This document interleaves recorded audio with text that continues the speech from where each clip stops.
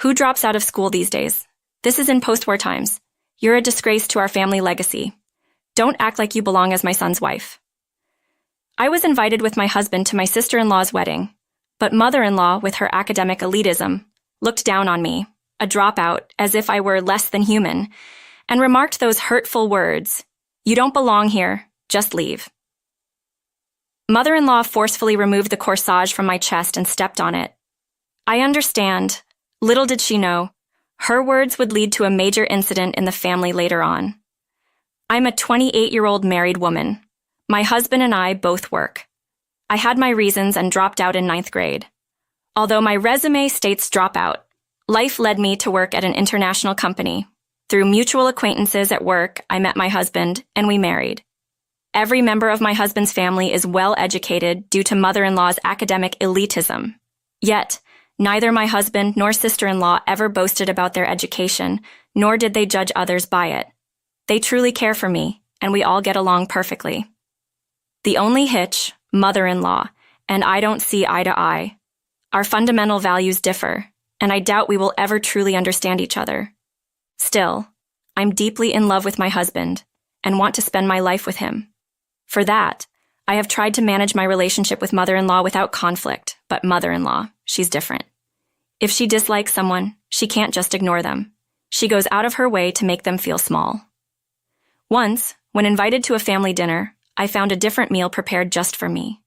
"This meal is perfectly fine for a dropout like you," she said.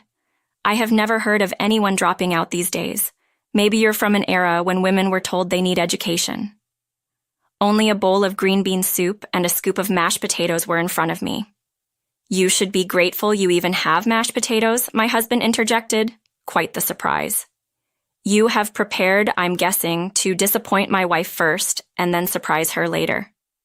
He was aware of mother-in-law's ill intentions towards me. He had reassured me before we left home. "I'll protect you no matter what."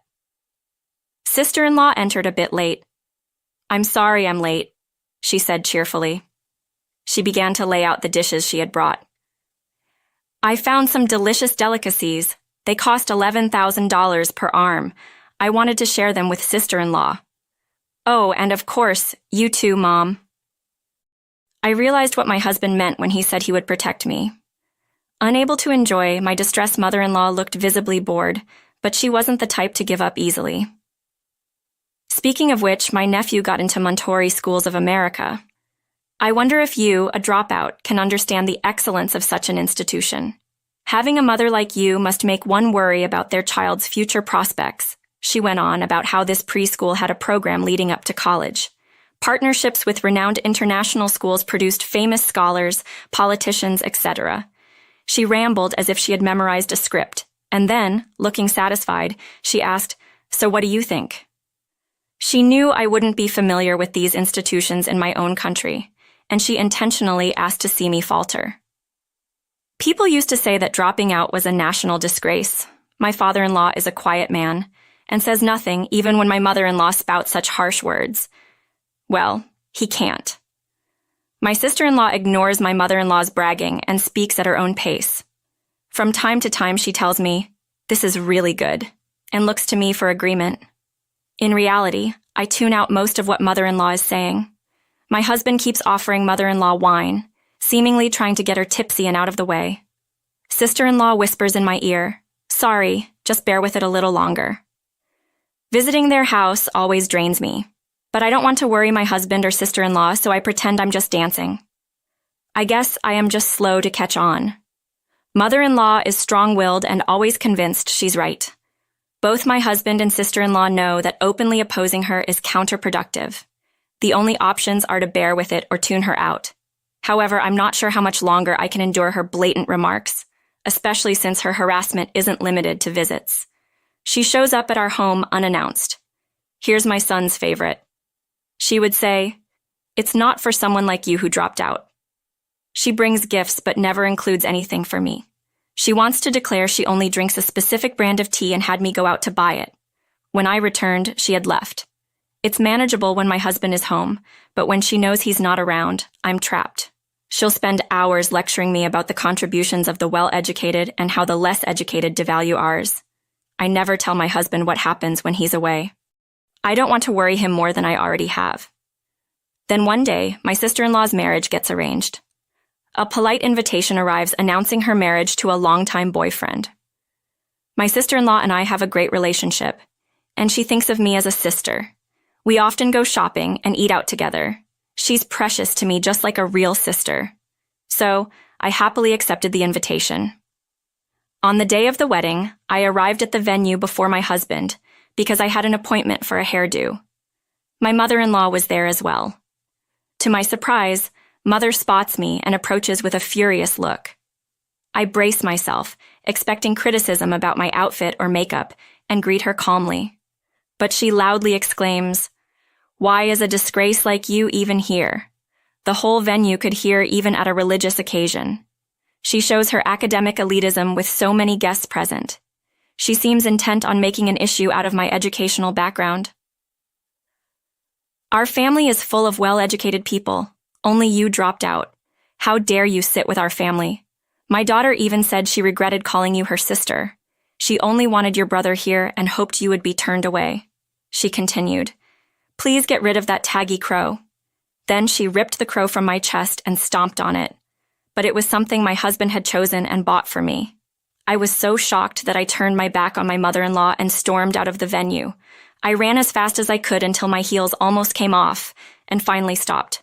I sat on a nearby bench, looking at the message history and pictures I took with my sister-in-law, trying to calm down.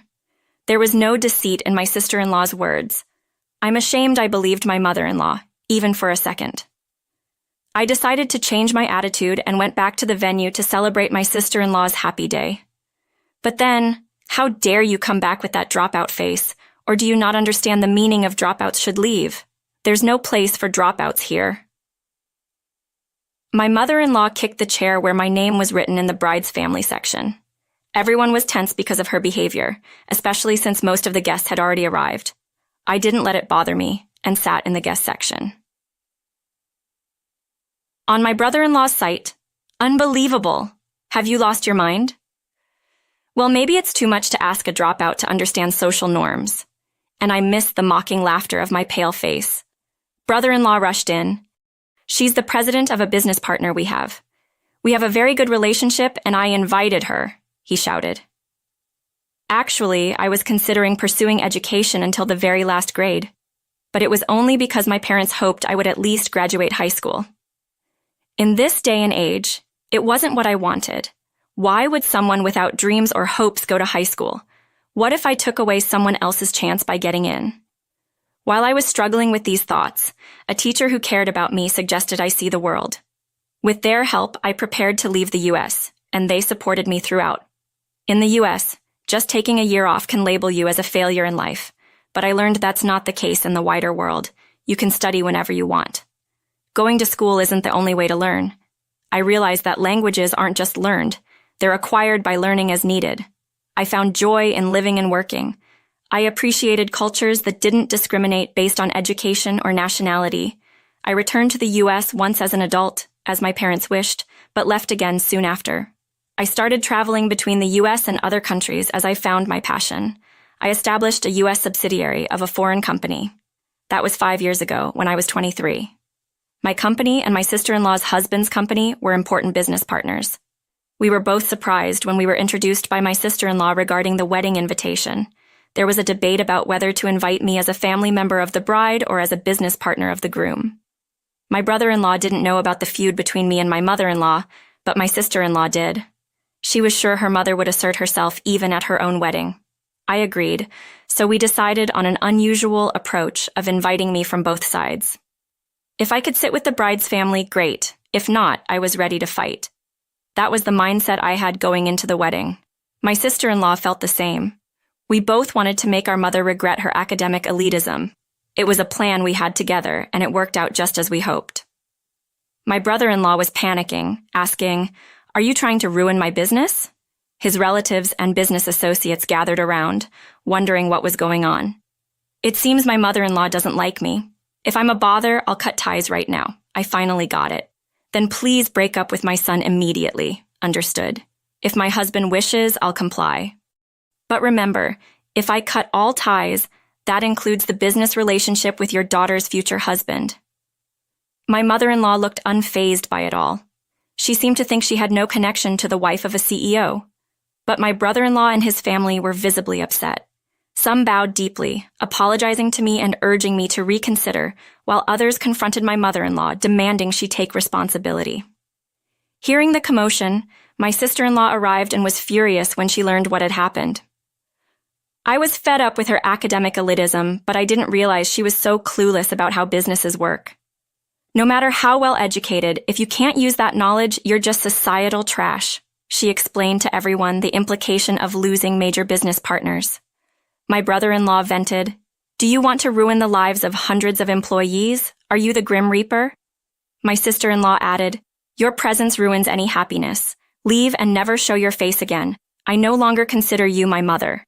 My husband added, "I have no intention of leaving my wife. If anyone's cutting ties, it's me with you, Mom." He said, "She's not a part of this. Score her out." And so my mother-in-law was thrown out of the venue.